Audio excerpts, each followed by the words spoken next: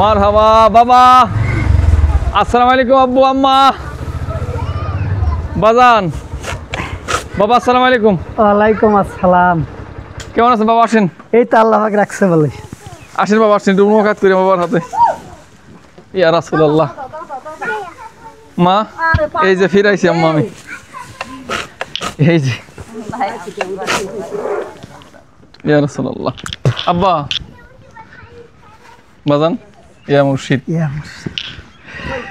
দয়াল ভক্তের বাসনা পূর্ণ করে দাও।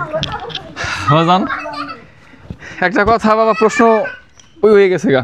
কি কথা?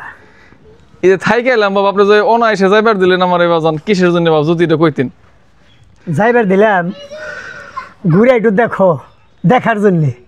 হ্যাঁ, তোমাকে ঘুরবার জন্যে বা দেখার জন্যে তোমাকে আমি ছেড়ে দিলাম এই যে 4-5 দিন থেকে এলে। হ্যাঁ, কি দেখলা এই প্রশ্নটা আমার করবেন আমার? করুম রাত্রে, এটার জবাব দিতে হইব। এটা রাত্রে হইলো, এখন তো কাজ করতেছি। মানে আমি যে ঘুরে আসলাম কি অর্জন করছি? হ্যাঁ, কি অর্জন করলা, কি দেখলা, কি পাইলে, এইটার অর্থ আমারে বুঝাই দিতে হবে রাত্রে।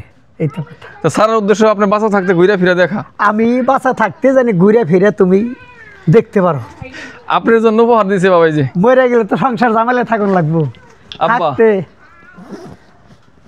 মা রাজবাড়ি থেকে না মাগুই যাই আমাদের বাবুল সুমন ভাই আমার আব্বার জন্য উপহার পাঠাইছে। ভরত ভরত মিষ্টি, এই যে দেখেন। ও মিষ্টি। এ রে বাবাই হয়ে গেছে। এই যে ভরত মিষ্টি, এই যে আপনার জন্য আর কি। আমার সুমন বাউল, এই যে সুমন বাউল। তাই? হ্যাঁ, বেশ ভালো কথা। আসসালামু আলাইকুম শ্বশুরের মেয়ে। আসসালামু আলাইকুম।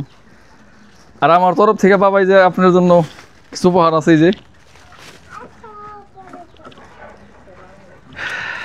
যে এই উপহারটা হলো আমার আমার মেয়ের জন্য উপহার। এই যেটা, এই যে আমার মেয়ের জন্য যে কুষ্টিয়ার বেলের খাজা।